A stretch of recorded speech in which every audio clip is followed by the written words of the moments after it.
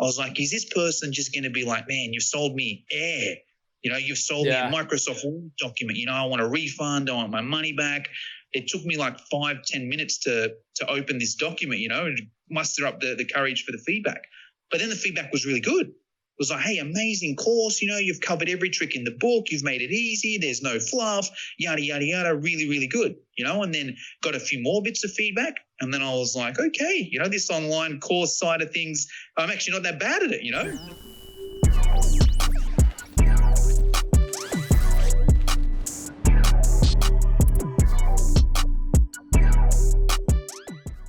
In today's episode of Rise, Grind, Repeat, we talked to Jono, who is a fitness course creator. Talk about what he did to go from the bottom to the top over in Australia. Let's dive right in. Jono, thank you so much for jumping on another episode of Rise, Grind, Repeat. I'm excited because, we're working with a couple different course creators. There's a lot of course creators that are just coming up, and I think there's so much opportunity because it's shifting the way that people are learning and really the whole education industry, I in my opinion. So I'm excited to nerd out with you and get some of your insights and how to make some great courses. And before we get there, I'd love to, what is it that you actually do and how'd you get started on your entrepreneurial journey? Yes. Wow. Big question. I'll summarize it and let me know if you want me to go deeper. Long story short, my background is actually in fitness, right? Okay. So I used to be a fitness trainer and I used to run a fitness boot camp. And long story short, I used to suck at it. So I'll give you some context, Dustin. I was at a franchise, boot camp franchise over here in Australia and New Zealand. And there were 75 different locations in this franchise. And you were ranked essentially on how good you were, right? Mm-hmm. How many people you had down there, how good your retention was. Now, out of 75, take a guess what you think I was ranked. Number 1. I wish 75. Right? I was dead last, but I loved it. I liked running boot camp. I liked helping people, liked exercising, yada, yada, yada. So I wanted to get better at it. Right. Mm-hmm. And there was a convention at the end of the year where all different 75 boot camp instructors had to go to. And I didn't want to go, right? Because I'm competitive, I come second at something, I'm upset. I come third at something, I'm borderline depression. I came 75th. I didn't want to go there and hang around all these people better than me and make me feel bad. But looking back now, that was a mistake, right? If you said to me now, hey, go to this place and there's going to be 75 people better than you, pay to go there. That's a mastermind these days, right? Exactly. So, but anyway, I was a bit insecure back then, right? But went to the convention anyway and had a meeting with the franchise owners. And they were like, Jono, what's going on? You're coming 75th. And I was like, it's not my fault. There's competition, there's all these gyms opening up 24 hours, budget gyms, every second person's a personal trainer, yada, yada, yada. Also, you guys are the franchise owners. You're meant to be doing the sales and marketing. All the leads you're giving me are crap. I'm getting hardly any leads anyway. Mm-hmm. And the ones you're giving me suck and don't sign up, And also I'm in Sydney, I don't live in the Gold Coast or Arizona or any places where it's nice weather all year round. It rains in the winter, who's going to train outside? And this is the moment that changed my life for me, right? Mm-hmm. The franchise owners were essentially like, hey, Jono, we got good news and we got bad news. Mm-hmm. The bad news is, as a boot camp instructor, you suck. You're coming 75th. But the good news is you can do something about it. Because at the moment, you're sitting here blaming everyone else but yourself. You're blaming the competition. Hey, maybe it's not the competition's fault you suck. Maybe it's your fault you haven't done enough to be better than the competition, You're blaming our sales and marketing. Hey, did you go out and do any of your own sales and marketing? Have you, maybe it's not our leads that suck. Maybe it's your sales skills that suck. Have you read any sales books? Have you hired any business coaches? And I was like, and they're like, the weather, Jono, you can hire out a school or church or community hall for like $20, but you're too busy sitting here blaming everybody else but yourself. They're like, you may as well blame the government while you're at it, make up any excuse you can. And that hit home. I was like, you know what? I put up a bit of a fight at the start and I was like, no, I don't believe you, this and that. They're like, well, Jono, you're coming 75th out of 75 and we own all 75 boot camps. Maybe there's something we know that you don't. And I was like, okay. Good point. Anyways, long story short, dedicated that year of my life to being like, okay, maybe it's my fault, instead of blaming everyone else. Hey, let me see if I can actually do something about it. And the first thing I did was attend a course. It was a live face-to-face course at the time. I was like, well, what can I do to get better? I'll see if I can do a course. That's how I got my qualifications. That's how I learned stuff at school, yada, yada, yada. So did a course on, how to run a better boot camp, and it was pretty good. I did it, learned some new ideas, some new drills, some new games. And as a result of that, my retention got a little bit better. And I was like, you know what?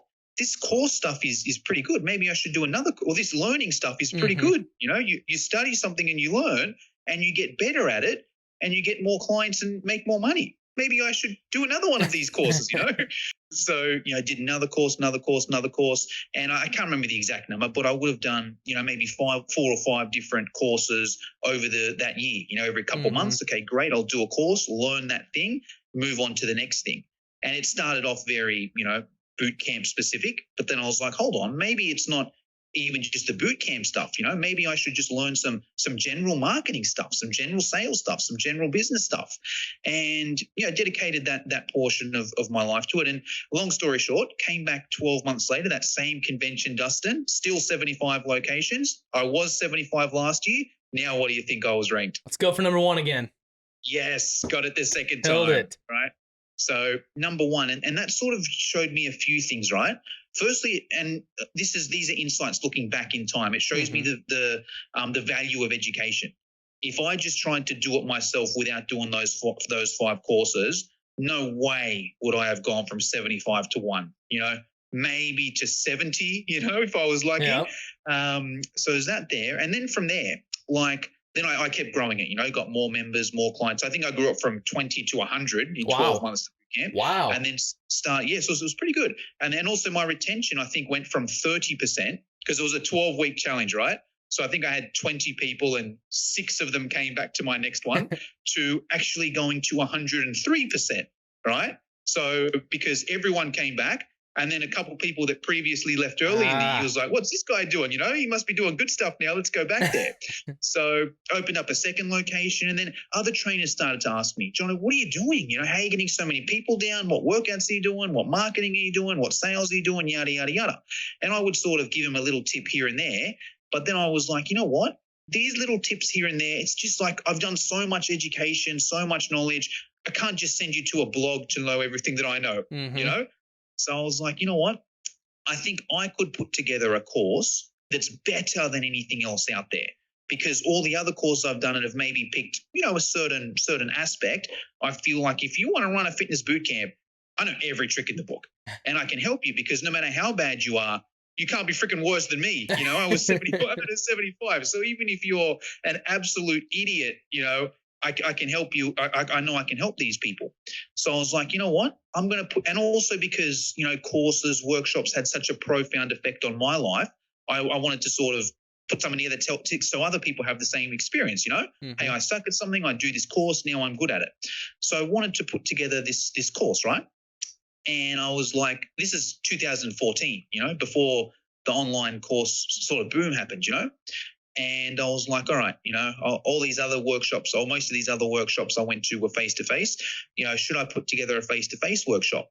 But I was working like a crazy person running boot camp anyway, I'm like, and run those, growing that business as well. I'm like, the last thing I want to do is give up my Sunday to run a workshop. And, what if no one comes? I've got to rent out the space, free my day, and then, no one comes. Or worse still, one person comes. I've got to run a workshop for one person. I can't think of anything more awkward. So I was like, you know what? I wonder if I can do this online. This is 2014, right? Before ClickFunnels, before Kajabi, before Teachable, and I was like, okay, I think so. I got a quote for someone to do my website and have courses. I didn't even have a website at the time, right? And I think I got a quote for someone to create a website, put courses. I think it was like $15,000, $20,000, I was like, okay, I'm not going to do that if I'm not making $0. And then I was scrolling through Facebook, right?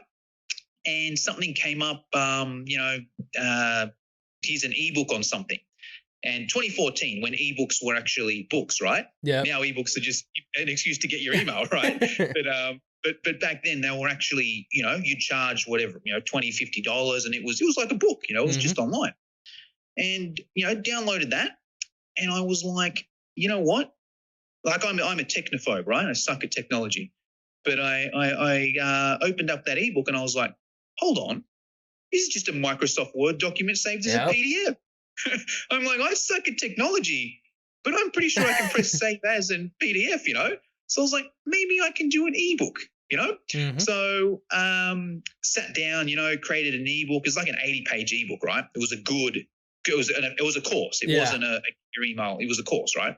And then I was like, you know what? It just looks like a Microsoft Word document though, let me see if I can make it look pretty, put some borders, some headings, So I fiddled around with it for maybe a couple of days and I made it look worse, because I changed one thing in the paragraph indents, and I'm like, man, this is going to take me, longer to edit this than it is to actually put the course together, And then I don't know, someone told me about this thing called Fiverr. And I was like, okay, let me check out this Fiverr thing, Went on and checked it out. And I'm like, man, there's this website where people will do anything for $5. I'll never forget the first one I saw. It was a guy that said he would slap himself in the face if you gave him $5. Like, what is this like? And this is actually getting a bit off topic, but this is for those. Did you buy it though? I mean, I did. But this is the thing. I was like, this is crazy. So I bought the $5. The guy slapped himself in the face, and I'm like, this guy is an idiot. How dumb are some people? But then I looked at the views, and there were like 100,000 views on this video, and I'm like, hold on, this guy didn't send me a personalized slap video. He slapped himself once, put it on YouTube or whatever as unlisted, and then just sells it to any idiot for $5. That guy's hundreds of thousands of dollars. I'm like, man, I was the idiot. That guy's the best entrepreneur. If you're struggling, if you're watching this and you're struggling in life, just one slap in the face and that can make you hundreds of thousands of dollars. But anyway, back on topic. There were editors there that will edit your ebook for $5. So I paid one of them $5 and they edited and it looked okay. And I was like, okay, but I feel it's missing some video content. I feel like it's okay, but I feel this course needs to have some video content to better create my message, And I was like, how do videos work online? Went on Google again and discovered this website called YouTube where it's free to register and you can upload unlisted videos. So took some unlisted videos, put it on there on the ebook with certain links, hey, if you want to watch the video version, watch this, yada, yada, yada. Long story short, that was the course, right? It was an ebook, a Microsoft Word document saved as a PDF with some YouTube links and, sent to someone on Fiverr to make it look good. That was the course. Started selling it, put it on the Fitness Australia personal trainers website or whatever and, had someone buy it. And I was like, I remember I got their feedback, right? And I was so scared. I was like, because I think it sold about $200. I think we sold that course for back in 2014. I was like, is this person just going to be like, man, you've sold me air. You've sold me a Microsoft Word document. I want a refund. I want my money back. It took me like 5-10 minutes to open this document, and muster up the courage for the feedback. But then the feedback was really good.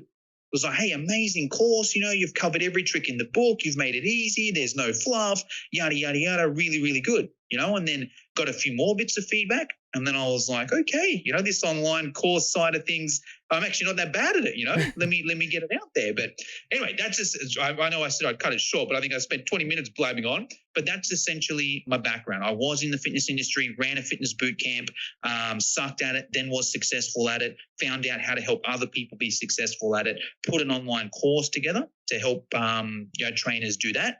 And then long story short, that online course business started to grow and grow and grow, built a following, built more courses, yada, yada, yada. So got out of that fitness side of things, focused 100% on creating the online courses for the fitness professionals. That's going really, really well now. I think I've got 30, 40 different courses, 100, 200 sales a month.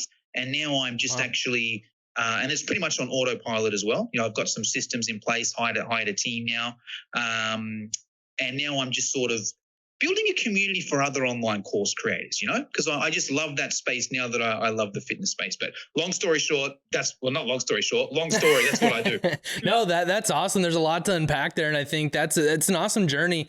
I think there's a lot of people that really focus on the blame game, and it's so easy to do because it's easy to point a finger. People that are starting to realize that, I mean, how did you identify or where to move forward with? Is it sales? Is it marketing? What was that process like to sit down and go, this is what I need to work on that's going to elevate my business quicker than anything else? Was it just trial and error, or how did you go about that? Yeah, good question. To start with, I started general and then just got more specific. So like the first course I did was just how to run a better boot camp, right? That I participated in. I was able to do that and run a better boot camp. And then I could look at my business and be like, okay, well, hold on. I'm good at keeping people in here. If I get someone in here, hey, my retention is good. That's not the issue anymore. How can I get more people in? Right. So I was like, okay, well, what can I do to get more people in? Let me do a marketing course. That's how I'm going to get more people in. So I would do a marketing course and then I'd get more people in. And then from there, I've sort of got a few different avenues, right? It might be like, okay, well, hold on. I've got a whole heap of people coming in, but none of them are signing up. Maybe I got to work on my sales. Let me go out and do a sales course there, right? But even there, I might get more in depth. I might be like, all right, cool. Hey, all the sales I'm making are only if I get on the phone and call someone. No one's signing up via email. So let me go and do a course on email marketing, right? And then I'll get specific in that. And then I might go in the email marketing course and be like, hey, my emails are good. People are opening them, but no one's actually buying. Maybe I need to do a course on landing pages, right? How can I make a better landing page, Then I might go on do a course on landing pages, right? And then if I do that course on landing pages, might be like, okay, well, hey, the better your copy is, the better your landing pages. Let me go and do a course on copyright, right? But I start macro and look at what I'm doing macro and then have finer distinctions as I go on. Does that make sense? Oh, 100%. And I mean, I'm a huge data and analytics nerd, and it sounds like, I mean, that's what you're really focusing on. I mean, how important has data and analytics been to identifying where those gaps in your business are and what it's going to take or what you need to reverse engineer to fill those gaps? I mean, it's everything, because without that, you just don't know. Right. And let me think of an example, because I know we originally connected because I was asking some questions about YouTube ads, right? Yep. And let me think of the best way to examine this. So I didn't have Google Analytics set up on my website for ages, right? Yeah. And because of that, and look, there's a few things. I did do most of my sales via, ClickFunnels and Samcart via email marketing, Facebook ads. But still, I had a website that was getting, 3,000-4,000 hits a month or users a month, and they were buying. But I just couldn't, I didn't, because I didn't have it set up, I didn't know what courses they were buying. I didn't know where they were coming from. I didn't know if they were buying from my email or from the website. So I couldn't scale from there, right? Yeah. But say as soon as I implemented Google Analytics, then I can reverse engineer and I can be like, all right, cool. Here's what's happening here. And then even like I was mucking around with Google ads before, right? And that's even how I got into YouTube ads. But let's just say we're looking at Google ads, right? When I look at it, I'm like, all right, cool. Here are the keywords. What's getting traffic?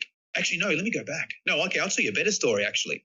So early in my entrepreneur career, I spent a lot of time just Facebook, Instagram, sales calls, email marketing. I sort of ignored the Google world, and I hired a company to do my SEO.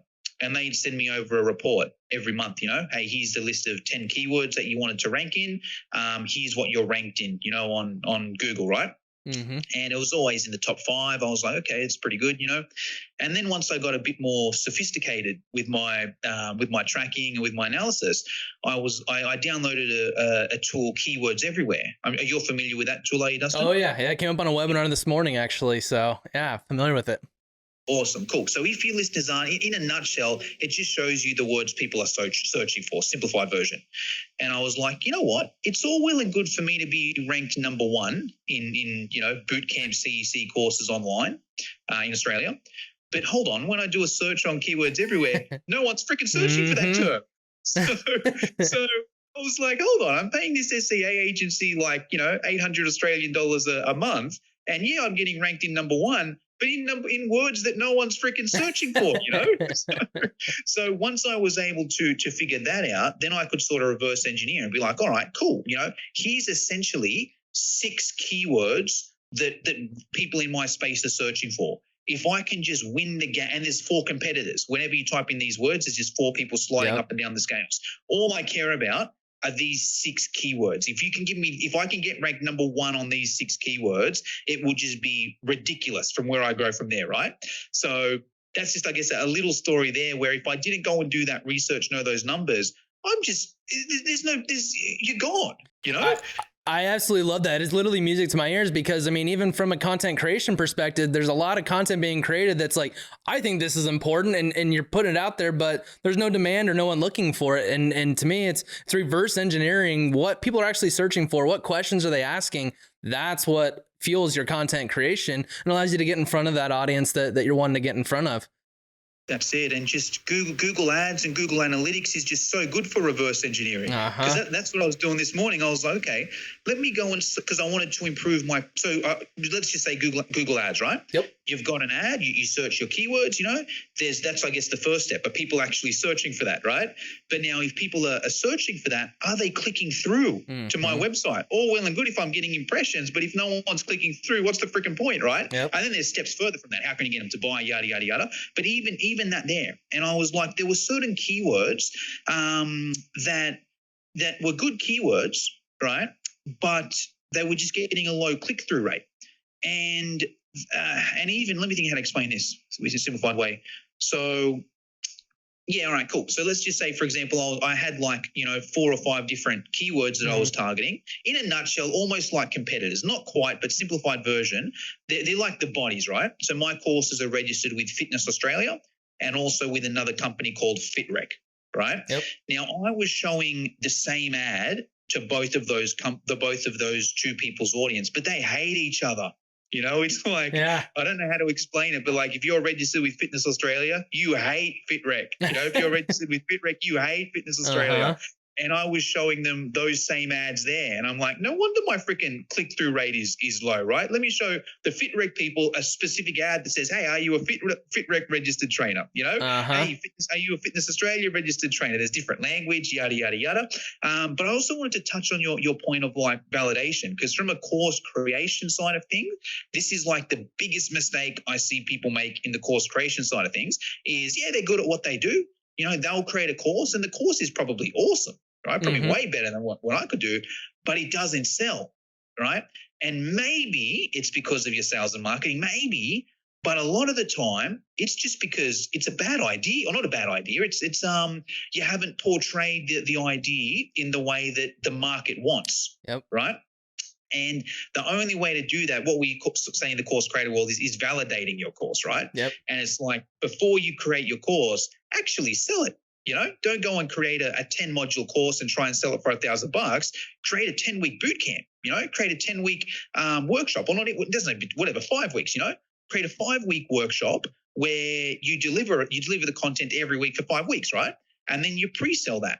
If you pre-sell that and nobody buys it, hey, thank God you didn't create the course, right? Because it would have taken you years or months to create it, then you can't sell it. And then it may be a sales and marketing thing, but it may also just be a validation side of things, right? Yep. Whereas if you're like, cool, I'm going to pre-sell this, cool, a couple people have bought it, there's a market there, now I can go off and scale it. No, I love that. And it's funny that you mentioned that because it actually came up on the last podcast is the validation point. And I think because we have the tools at our access between Google Ads, Facebook, creating websites, all like that, I think there's a lot of things that happen where it's, I got this sweet idea, I'm going to pour all this time into it, but yet maybe someone might not even buy it. And I think that's a huge missing piece to what a lot of people go to market with. It's a very good insight. One question I have is what I'm interested in. So I started out working with Google about 8 years ago, and that's how I got into digital marketing, educating small businesses on Google Ads, AdWords at the time. Right now we're going through, everyone is so bullish on Facebook and Instagram.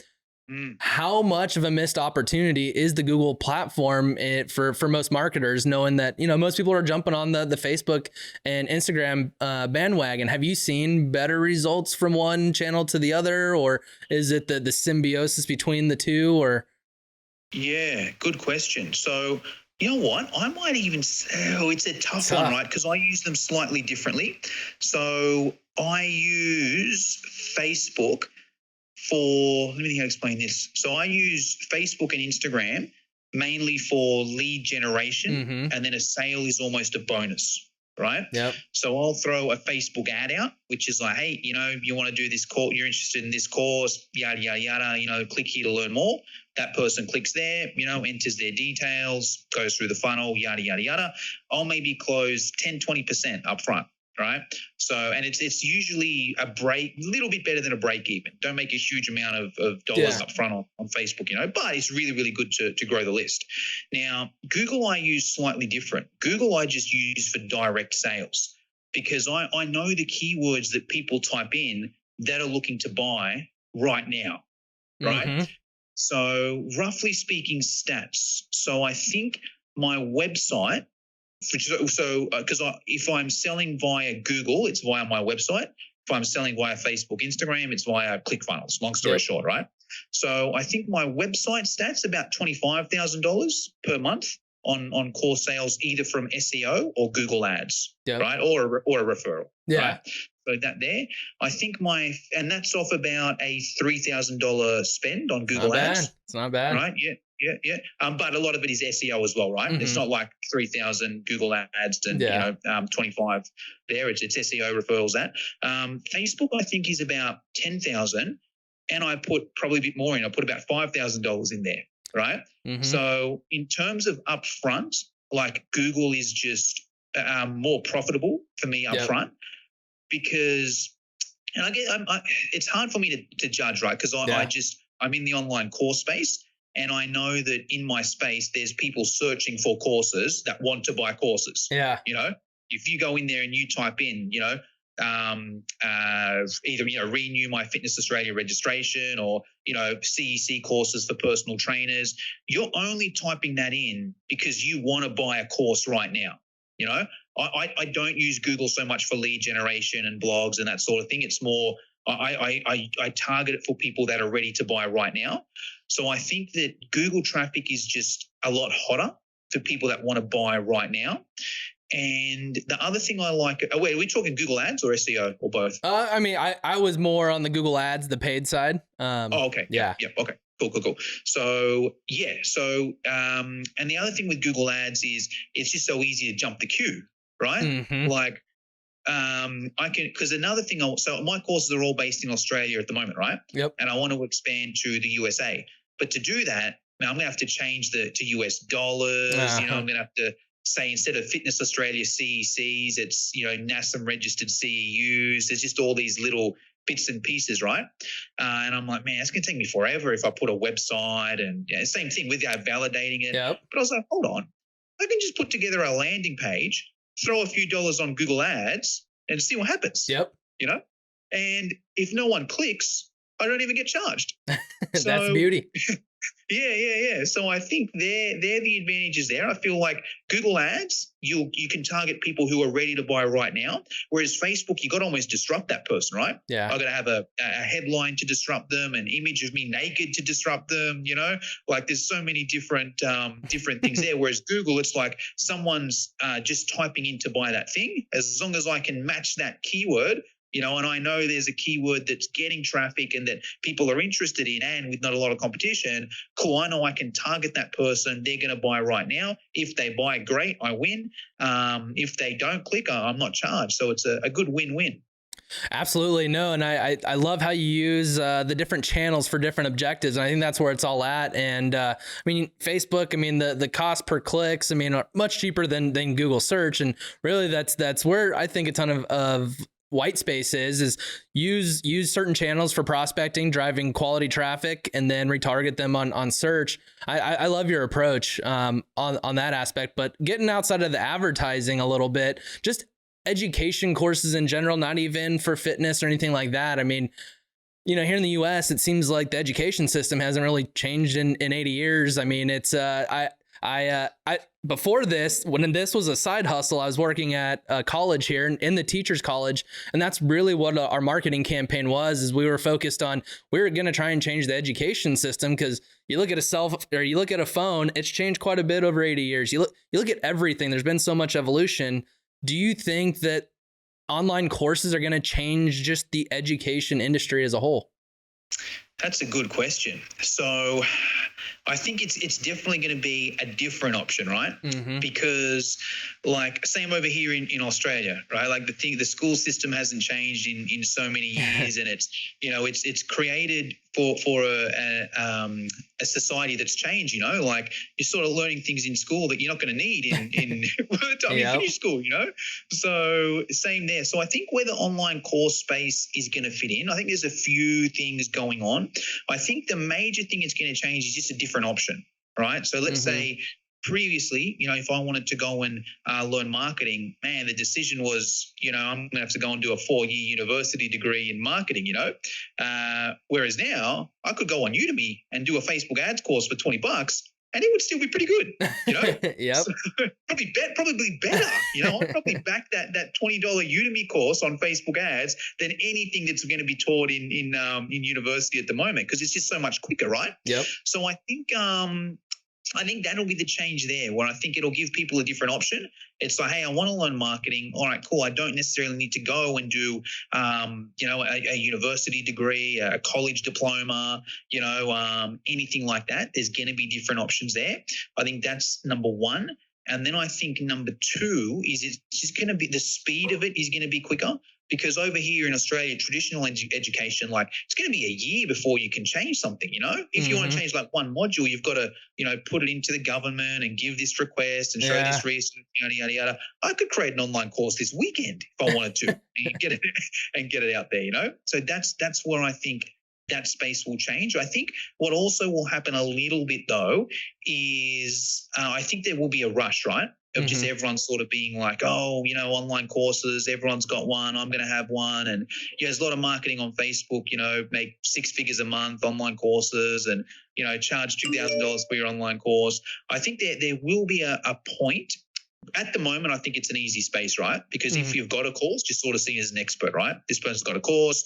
They've got a link in their bio that says marketer. They must know what they're talking about, I think that's what can happen at the moment. But I think there will be, in the next sort of couple months, maybe years, that I think that standard will lift up a little bit there, where I think a few people will get ripped off by someone that, puts together a course that doesn't quite know what they're doing because it's not regulated. So yeah, that's where I see it going in the future. Those two things there. Yep. No, I agree. And I think it sounds more like it's a complement rather than a replacing the current education system. And I think that's what it is. Everyone has different things that they want to learn at different speeds and in different ways that they intake the education. And I think you hit the nail on the head that it's going to be more of a complement rather than a replacement. Yes, so agree. When it comes to, creating these courses, I mean, it sounds like you just put in the work and figured it out.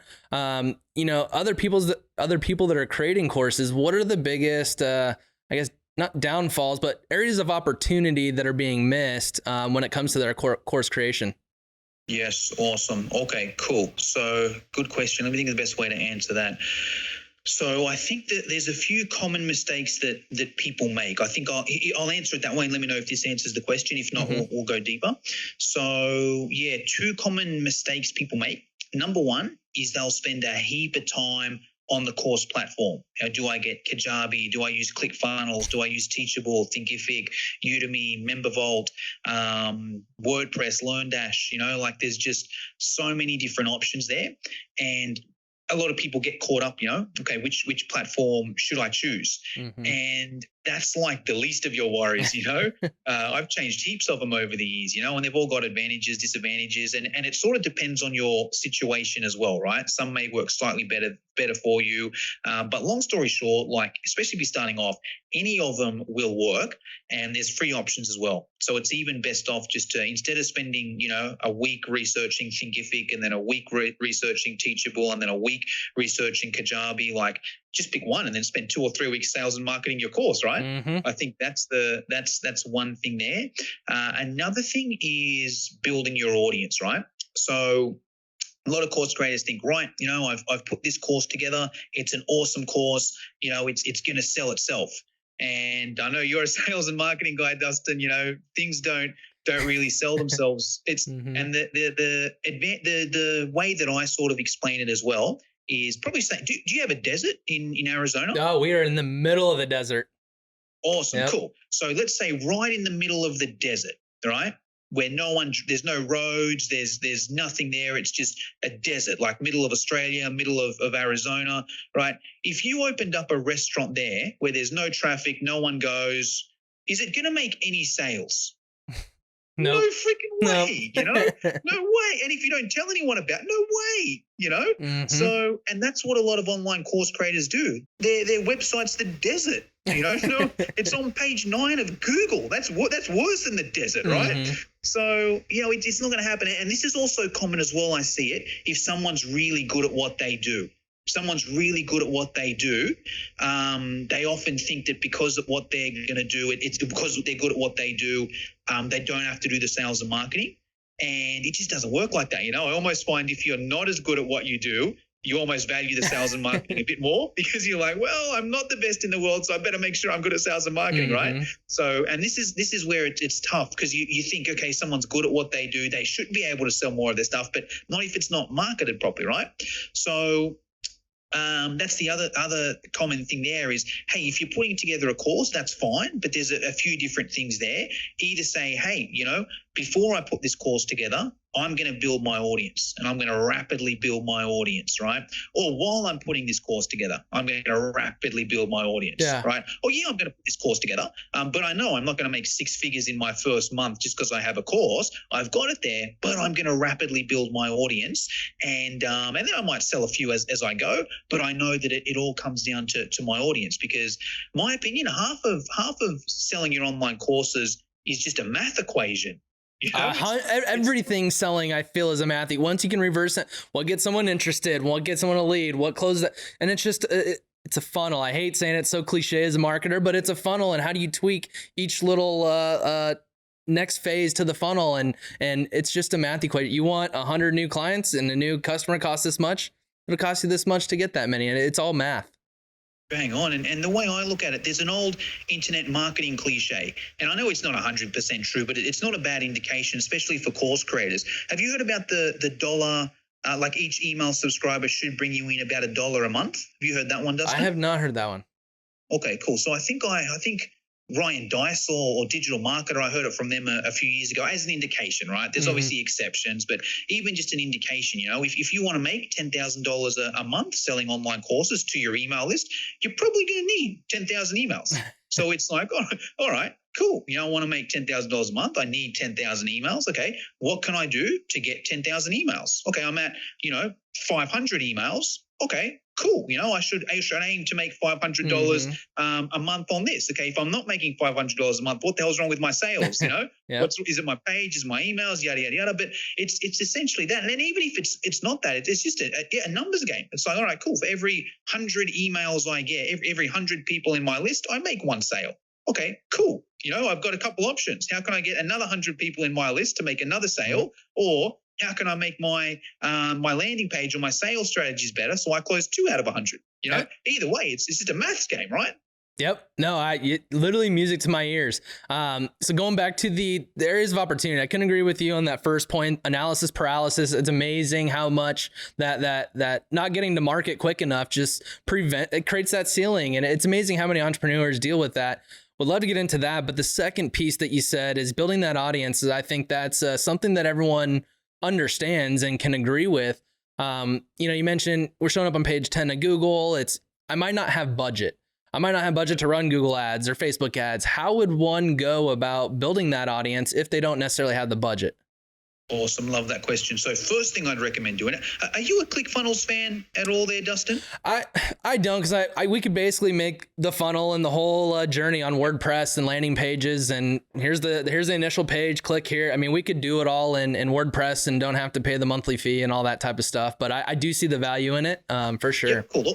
Awesome, cool. Or not even ClickFunnels. Like I don't even, I probably could get away without using it. I'm just lazy and I've got so much funnels set up now, that it's more of a pain in the ass to leave than anything. Mm-hmm. But I'm a huge fan of Russell Brunson. And to be honest, that's probably why I stay on ClickFunnels, just because I like Russell Brunson, right? Mm-hmm. And he's got his latest book is called Traffic Secrets. And have you read that by any chance? I have not. I've heard of it though. Okay, yeah. So I think that's the best marketing book I've ever read. Right? I think I've paid $5,000 for courses before that haven't been as good as this book that he sells for $7 plus shipping or whatever it is, right? Yeah. So, but also with that book, I treat it like a textbook. You can read it in a week or whatever, but it's more about, okay, let me read and implement this strategy. And simplified version, let me think, because I'm just going to essentially simplify his strategies because I think they're the best. That's what I implement as well. So long story short, let me think of how to explain this. Cool. So there's obviously free traffic and paid traffic, right? Yep. And, paid traffic is going to cost money. Advantage of paid traffic is it's quicker. You can get in front of people right now. Disadvantage is it costs money, right? So you may not have money. So we're essentially looking at free strategies. And the goal is to build that list. So I think that's the first sort of thing. It's like, cool, my goal is to build that list. It's not just to have a lot of followers on Instagram. It's not just to have a lot of views on YouTube. It's to build my list, right? So we're using organic social media to build our list. Now, the way I look at it, you got a few different options, right? You can either you can use like the search type things, where it's like, hey, I can write a blog and SEO optimize my website. I can get on YouTube and get people to search me there. I can get on Pinterest, get people to search me there. Even Udemy as well. Get on Udemy, get people to search me there. The down point with a lot of that stuff is it is more of a long-term game, right? It's not like you can create a YouTube video today and you're going to have 1 million followers tomorrow, right? You may in a year or two. I checked. I'm not even a YouTuber, but I checked my stats yesterday just I was having a chat with someone. There's one video I made 2 years ago that's still coming up high on YouTube. It's got like 13,000 views, I've only got a few thousand followers on YouTube, but it's got that there. So it is one of those things. If you plant it there, it is going to grow a tree later on. But I think in terms of short term, like right now, I think your best opportunities are LinkedIn, Instagram, and Facebook, because they're all very direct message based and friend request based.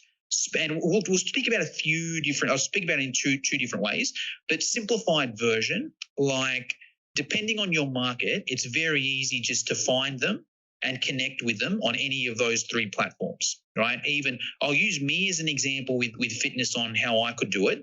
And hopefully people listening can reverse engineer with their sort of thing there, right? So my target market is personal trainers, fitness trainers, right? That there. Let's say I'm going to do it on LinkedIn. I could literally just go into LinkedIn and type job title, personal trainers, and then every personal trainer on LinkedIn will appear there, right?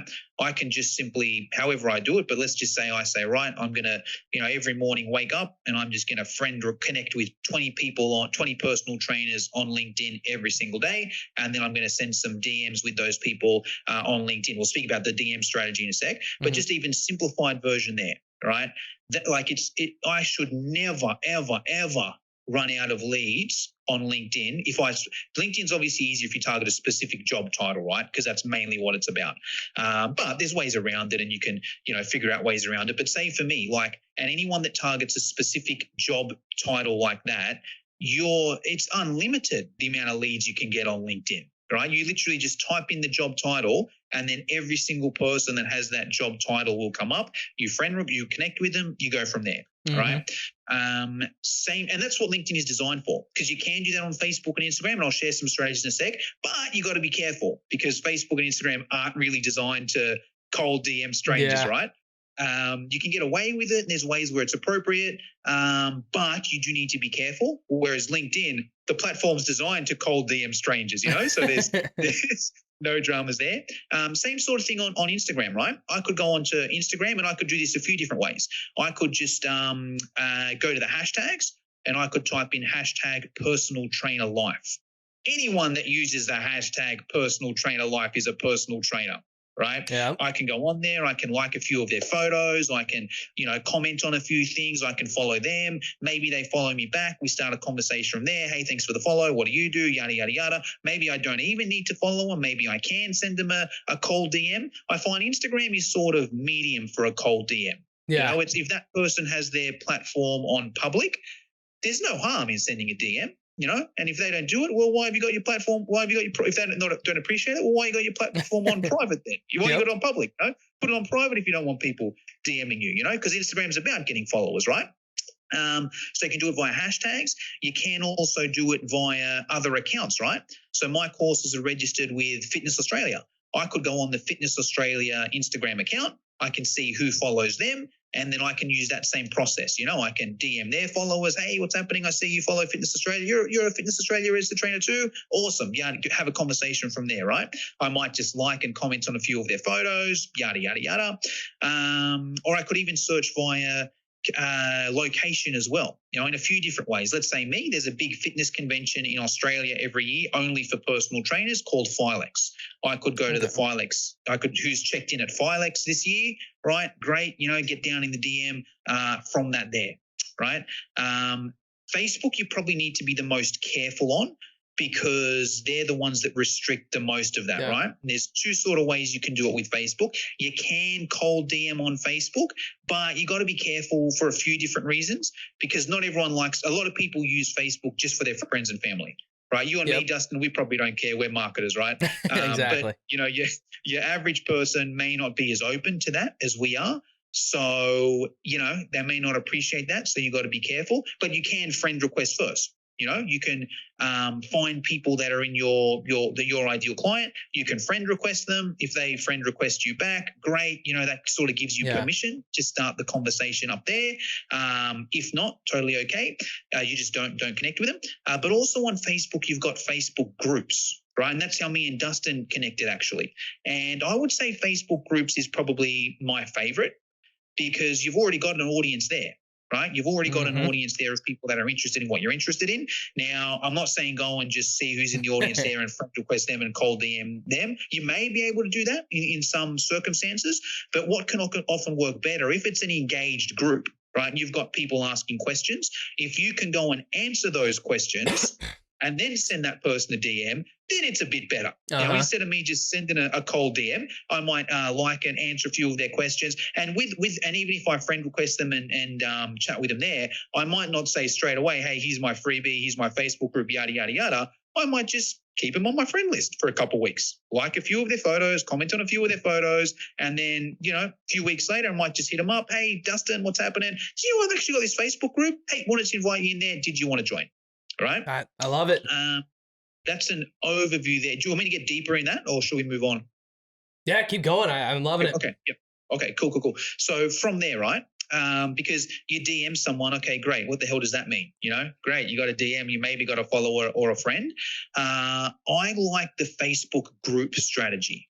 So I'm a Facebook group guy, right? A few reasons why. Firstly, because I feel if you've got a Facebook group, you've got an interactive community. And I'm comparing two things here. Like, I think you either need to get this person on your email list, or you need to get them in your Facebook group. But if you get them in your Facebook group, your first question is, what's your email anyway, right? So, and also you're going to run regular webinars and freebies and whatever in your group anyway. So once someone's in your group, even if you don't get their email address straight away, you're going to get it. Yep. Most people will give it to you straight away anyway, but if not, you'll get it down the track, right? But I like the Facebook group because it's less work for me. On an email list, I need to consistently email, right? And don't get me wrong, I do that.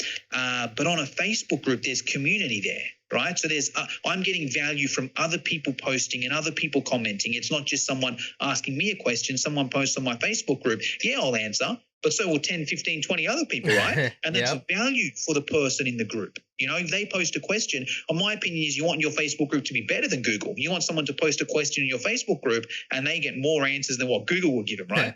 That's my sort of goal there. And then also you get a bit of positioning, because there's going to be other people hitting you up. Hey, Jono, I see you got a Facebook group. Do you mind if I do a post in there promoting this thing? Or, do you want to do some sort of collaboration? So now, these people are asking me for favors, right? So now I can sort of leverage that. If I've just got an email list, no one knows. I could have the biggest email list in the world. No one knows, but A Facebook group, the numbers are there, the engagement is there. So, and that's basically my strategy when going in the cold DM, whether it's LinkedIn or whether it's Instagram or whether it's Facebook, because I feel it's a nicer first step than saying, give me your email address. Yep. You can, don't get me wrong. And especially when starting off, I think the email address is probably better because you want to have a few people before you start a Facebook group, right? Yep. But, it's just like it's very easy to start a conversation. Let's say I'm on Instagram and I find a personal trainer. I like a few of their photos, Hey, Dustin, what's happening? Just checking out your Instagram. You're a personal trainer from Arizona, right? Oh, sweet. How long you been doing that? What do you do? Boot camp online? Oh, cool. Hey, by the way, man, I've actually got this Facebook group. There's all personal trainers in there. Everyone's super supportive. We all share tips and ideas. Looks like you've been in the industry for a few years. I think you could definitely give some value in that group. Would you want to join? It's just so much less sleazy, right? Exactly. Yeah. 100%. So that's my recommendation there. There's a few and there's a few things, and don't get me wrong, this is still a slow strategy, right? Oh yeah. And there's different ways you can speed it up and friend request more people, but the quicker you do it, the more dangerous it is as well, right? Yep. So you've got to sort of balance that out. The couple of things that I've found work really well in terms of doing it quick but free as well is collaborations. Right? Okay. If you can get in front of someone that already has your audience, that's the biggest win. Because let's look at it logically, right? Let's say someone's got a Facebook group with, 1,000 people, right? I might spend 3 months, interacting in that Facebook group and adding people and sending DMs, and I might get 10, 20, maybe 30 people in my group from doing that, right? Mm-hmm. Out of the 1,000 in there. However, if I can do some sort of joint venture with the owner of the group, I might get 100, 200, 300 people in then and there, right? And that's a big thing that got me started, right? I was in this Facebook group to grow my new Facebook group for online course creators. There was another similar group, similar people, friend requested the owner, basically kissed his butt, for a few months. Anyway, did a collaboration with him. He had about 5,000 people in the group at that stage. It was essentially like I was going to run a webinar teaching copywriting to his audience, right? And the way he set it up was essentially the leads go to me and then we split the sales 50-50. Right. So I set up the landing page and all that. He promotes it to his list. Nice. Right. They opt into my list. Any sales I make, we split 50-50. I think I got 200 leads in a day. Wow. Because he's got 6,000 people on his, to a free webinar. Like, why would they not opt in there? And for me to get 200 people by cold DMing and friend requesting, like, man, that's going to take me months, And don't get me wrong. I think you need to do both, right? Because you can't rely on a collaboration because you don't know when it's going to come. And at least when it comes, you've got something to offer, where it's like, hey, I've got, a few hundred people in my Facebook group at least. So you've got something to offer there, right? But even that with the collaboration, what I find works well there, because if you just cold DM someone and ask them to collaborate with you, like, why would they do that? They're busy enough trying to sell their own, right? Why are they going to sell your thing out of the goodness of their heart, So, and look, there may be ways where they want what you've got and they don't offer it, yada, yada, yada. But I find there's two things there. Firstly, it's about relationship, right? I don't care who you are. If I don't like you, I'm not going to plug your stuff to my people, right? Yep. And then secondly, it's got to be a win-win as well. Even if I like you, right? But you're selling, and there's a few things. Let's say you're selling a course for $100 and I'm selling a course and it's a 50-50 split, or I've got a course for $500 and it's 100% my way. Why would I promote your one? I like you, but why would I, unless I know it will sell 10 times as much, then I will do it. Right. But I think it's those two things. And I find the best way to start that relationship is actually what we're doing now with a podcast, Dustin, right? Because it's not sleazy, and let's say now, so I'm on Dustin's podcast at the moment. I almost feel like I owe him a favor. He's got me on his podcast, he's promoting it to his people here. I might get some followers. I need to do something to help him out to get out of debt. If he says to me, hey man, it was awesome to have you on. Hey, you don't mind if you share it with your people as well, do you? Of course I'm going to do it. This guy got me on his podcast and got me in front of his people, so it's like, and I find it's a good way to test the relationship, Dustin might get me on. He might think I'm a dick and he might be like, man, this guy, I'm not promoting his stuff ever. I'm never going to promote his stuff, But at least you get that podcast, it starts the relationship, and then it's easy to hit that person up. Even if it's not a share. Dustin could hit me up in a couple weeks' time, whatever. Now we're connected on social. He likes a few of my photos, laughs at a few of my jokes, whatever, And then in a few weeks' time, it's appropriate for him to hit me up and say, hey, man, awesome podcast you had. Hey, I'm growing this Facebook group. It's for, marketers. People want to get better at marketing. You want to promote it to your people? I might say yes. I might say no. It's awkward because now I'm talking about you right now, right? But simplified version, let's just say hypothetically, it's person A, person B, right? The fact that, we've now got a relationship means it's appropriate to ask a favor. If you just slide up cold in someone's DM and say, hey, promote my stuff, they're not going to do it, Yeah. So, I think that's long story short. I think if you're doing it no budget, you've essentially got a few different options. You can go down the YouTube, Udemy, Google way, but just know it won't give you results straight away. But it might be worth planting some seeds now, so in a year's time you get it. In terms of the DM, with Facebook, Instagram, and LinkedIn, you've got no excuse. And those platforms are for connecting people, especially if you feel a bit funny doing it on Facebook. Okay, Instagram and LinkedIn can work well, especially LinkedIn. And also, here's the other thing as well, right?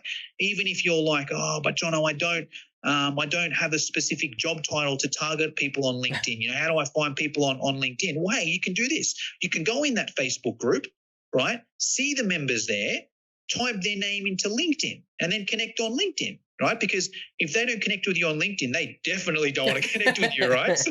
So that way you're not being sleazy and, adding random people on Facebook that don't want to be added or DM'd that way there, and you're just building your LinkedIn profile with people that you want to have in there, and then you start the conversation in LinkedIn. So with those you've got no excuse there not to connect with different people with those platforms there. Just make sure you follow the rules, of course.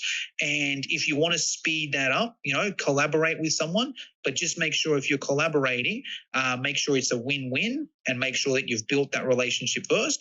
And either way, and I think any marketing strategy really comes down to how well you know your audience, right? Yep. Because this is what I think the correlation here between even like a Google ad and and cold DMing someone on LinkedIn, right? Mm-hmm. Either way, you need to know your audience, because if you're on Google Ads, you need to know what they're searching. If you don't know that, you're gone. It's nothing. You can put all the money in the world on Google Ads. If you don't know your target market and know what they're searching, then you're not going to get any traction. Same thing on LinkedIn, right? Or say on LinkedIn, if you don't know how to target your ideal person, whether it's via typing in the job title, whether it's, seeing Facebook groups and adding them on LinkedIn. If you don't know from that, you'd need to know what Facebook groups people are in, that your ideal person is in. If you don't know what Facebook groups they're in, how are you going to find them? Exactly. Same on Instagram. If you don't know who they already follow or what hashtags they use, how are you going to find them? And here's another little tip as well, though. I wouldn't even say, because you might think someone might look at that and be like, right, I'm going to download LinkedIn, I'm going to download Instagram, I'm going to go on Facebook, I'm going to do all these. That can be overwhelming. What I would suggest is pick one. Say, right, whether it's Facebook, whether it's Instagram, whether it's LinkedIn, I'm just going to pick one of those and I'm going to spend a month just mastering the strategy there. I'm going to do a course. I'm going to watch some videos, read some blogs. I'm going to actually speak to my target people and say, hey, who do you follow? Where do you check in? Mm-hmm. I'm going to do all the research possible. I'm going to spend minimum a month, probably even more, right? But minimum a month just to see if it works, I guess you'd say. Yeah. You might not even get any results from a month, but after a month, you can probably say, hey, yes, this is going to work if I get better at it, or nah, this just, it's not for me or it's not for my followers. Hey, let me go and try the next platform there. But either way, just pick one thing, master that one thing on the terms of how to use it and deliver, because that's the other thing, right? Like, yeah, you may be able to target your perfect follower, but if you send them a bad DM or if your Google ad sucks, it's not going to work, So it's from there. But either way, step one is like, how can I know my clients, my customers, prospect so well that I can reverse engineer that process? And I think that's the secret there. No, I couldn't agree more. I mean, it's the more you know about someone, the better of a conversation you have. If you know what sports teams they like, what their background's been, it allows you just to throw little words in there that all of a sudden grabs their attention and builds that relationship so much quicker, which ultimately leads to that sale. And I mean, I couldn't agree with you more on that outreach. I mean, outreach just on a one-to-one outreach, but even most people with their ads, it's buy for me, but you've never given any value. You've never introduced who you are as a brand. I mean, that's what we do at the core. That's what I absolutely love, is how can we segment at such a granular level so we know as much about them, and then we produce the creative that speaks to them, because you're going to have much more of an opportunity to, one, capture their attention, which is the name of the game right now. And once you have that attention, then it's actually having a good offer that's going to, resonate with them and get them down to that purchase part of the funnel. I love your tips on the Instagram outreach, and have a buddy that created something. You might want to check it out. It's called socialcycle.io. Essentially that's what it does. You put in hashtags or other pages to follow, and you can set up a whole automated sequence where it won't do it for you because of the APIs and all that. I mean, but it gives you a list of, hey, you're supposed to go like a couple photos, now leave a couple, but it just step by step, and it's a cadence to reach out. But I think that's a better way to approach it. At least show them that you're looking at them, doing your due diligence, rather than every DM, hey, can you help me do this? Can you help me do this? It's like most people are like, nah. I mean, even a blind squirrel finds a nut. I mean, you'll get a couple people that say yeah, but I mean, a majority of people they're not gonna read it. And so, I mean, that's tons of valuable advice. I mean, at the core, it comes down to that 49-51. Let the other person get 51, you get 49. I mean, it comes down to, like, Gary V preaches quite a bit. But no, that's all great tips. I mean, I love all of it. I mean, you're such a wealth of knowledge. I mean, what you're doing a ton. What do the next 3 to 6 months look like for you? What are you personally working on for yourself and for your business? Yes, good question. So 2 things. So long story short, fitness education online, that's my major course business. I want to get 100% hands off on that. So I want that running itself with a team without me even being there. If I can do that, I'll be happy, because then it's I'm not going to say it's 100% passive income, but it's pretty freaking close. Yep. It's I've got to manage a team and keep an eye on them and that. And then if one person leaves, I'm gone. But it's pretty passive, and that's sort of step 1. And then I've got this new business, the course creator community. So at the moment, it's just a Facebook group, and I've just put together a basic membership site. Right, I think I've got it at $20 a month, cancel any time, and you get a weekly webinar with me. But that's even a good tip as well. Like, if you're wanting to get in the course creator space and you've got absolutely nothing, like, any single person watching this could set up a membership site today with 0 software, and your membership site is essentially, hey, meet me on Zoom every Wednesday at 7 a.m. and I'll do a live class covering a different topic, and you can ask me any questions. You need 0 content for that. You need a free Zoom account, and you can just cut it off in 45 minutes if you want.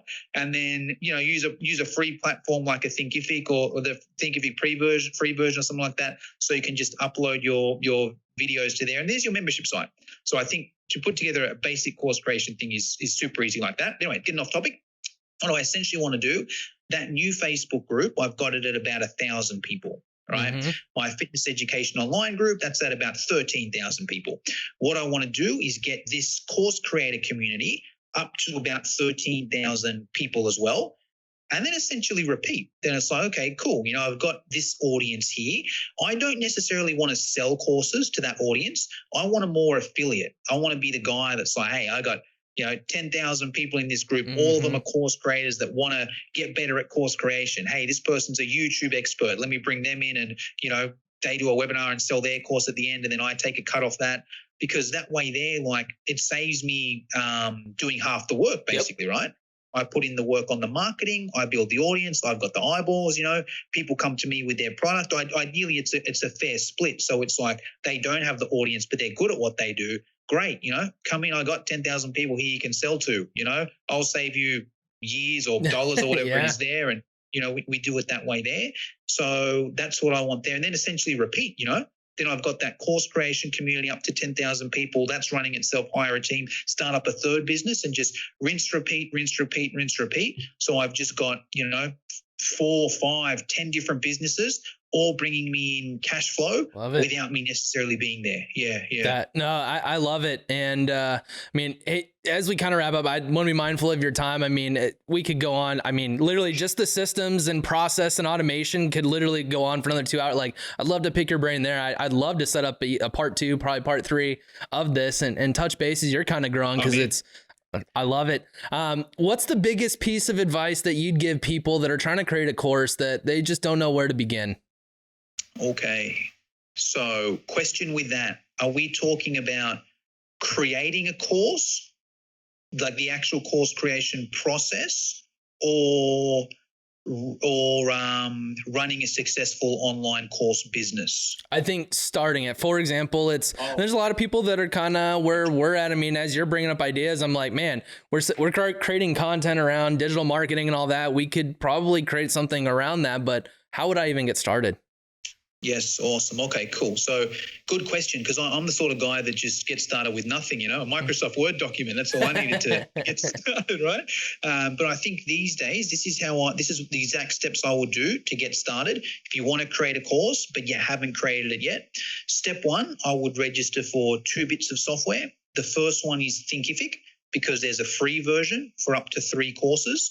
The second one is New Zenler.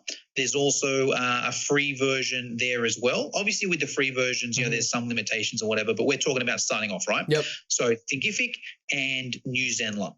The difference between the two, New Zenler is like an all-in-one platform. So you can also set up funnels and email broadcasts and that sort of thing, whereas Thinkific is pretty much just a course hosting platform. The reason why I recommend both of those is because they're free anyway, so sign up before they make them not free. But also now you've got some stuff to compare to. Now you're not going to use both. You're just going to pick one. I would probably start Thinkific because it's easier, right? But just have New Zenler in there. So probably shouldn't have even said New Zenler. Let's simplify. So just get Thinkific, free version, Thinkific. There's nothing to lose. Why would you not get it? It's good. Right. Step number 2 is then your content. Now, many different ways to do it, and it sort of depends what you do. Let me think of the easiest way to explain this. The easiest way is simply just that strategy I said before is just simply do a weekly Zoom presentation, right? Whatever it is you're teaching, just set up your camera like we do here. I don't have a fancy webcam. I use my computer camera. If you want better video quality, I think that most phones are probably better than you probably know better than me about video, but most phones are good enough. Just make sure my tip there is just the lighting, right? If you've got pretty much any decent any decent computer or any phone, as long as your lighting is good, the video is going to be good enough to teach whatever it is you're going to teach, right? Audio is more important, but I don't want to complicate it. I don't think you need to get a specific, microphone, but I think you need to be mindful of your audio. Yeah. If you're recording, just make sure, hey, it's a quiet space. There's not kids running around or dogs barking or police sirens in the background, right? But as long as you got those 3 things, like, you're good. It's literally. And I guess a few different ways to, but even if it's the most simple, let's say you're starting off, this is what I would do. I would sit down and I would say, right, what am I going to teach? Cool. This is the topic I'm going to teach. Let's just say you say there's going to be 4 modules. Module 1's this, module 2's this, module 3's this, module 4 is this. I'm going to go and register for Thinkific, get a free account there. Every week at 7 a.m., I'm just going to record a presentation. I'm going to get my computer out or my phone and a tripod, whatever it is. Going to go in a place where there's decent light, people can hear me, and I'm just going to record that topic for an hour. I'm going to do that 4 weeks in a row. There's my course in 4 weeks. All right. I think the better version, if you can get some people in there with you on the Zoom as well, that's better. Not even for a money side of things. If you can make a few dollars, great. But if not, just in terms of a validation side of things, because they might have some questions, they might give some tips. You might realize that they can't hear you or they can't see you or whatever. So it just is a little bit better. But really, it's that simple, right? It's just, plan your course content. Get your computer, get it in a quiet place, record it on your computer, upload it on Thinkific. Like, that's pretty much it. I love it. I mean, at the end of the day, just go try it, go do it, fail, learn from it, and build. I absolutely love it. Well, Jono, this has been great. I mean, I've learned a lot. I appreciate the opportunity to be on your podcast down the road, and I look forward to connecting there. Look forward to seeing if we can get a part two going. But if there's anyone that wants your help trying to create courses, whatever it may be, I mean, how can they find you? Best thing is to join my Facebook group, the Course Creator Community Facebook group. Just type that in Facebook and you'll come up there. Super supportive group. Everyone's supportive. We all share tips and ideas. Not even just about me, right? It's more about other people. I do a live there once a week. I stream my podcast live in there as well, so you can listen to the podcast. Everyone's supportive. Everyone helps each other. We've got a strong no dickheads policy in that group. So if anyone, if you make a post and anyone criticizes you or says you're dumb or anything like that, you're just removed straight away. The person that criticizes you, they don't get a warning or anything. I just remove them. So, because of that, you can post whatever you want. You don't need to worry about getting criticized or anything like that. And I do have a freebie as well. So if you join that Facebook group, you get a copy of my free course, mini course, how to launch your course without an email list or audience. So you can go in there, watch that. But also you can just watch what I do, right? Join the Facebook group, get the opt-in, go through my funnel, see what I do. Even if you don't buy my thing, just copy that funnel and, sell someone else, sell your customers with it, Nope, I love it. And Jono, thank you so much. I mean, I can't wait to reconnect and can't wait to continue to watch your growth. Appreciate the time. Awesome. See you, Dustin. See ya.